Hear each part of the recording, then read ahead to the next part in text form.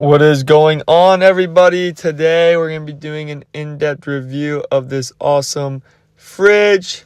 So as we open up the freezer, we got a little temp control up there.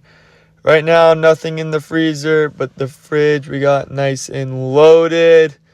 Some nice room for lots of food and drinks, which is nice. We got a temp control right here. Super awesome, easy to use. Absolutely love it. Lots of room for drinks and snacks and food. Nice cabinets. Easy to slide open. Put some stuff there. Very sturdy. Very strong. Very durable. Just super high quality. Just a super awesome refrigerator.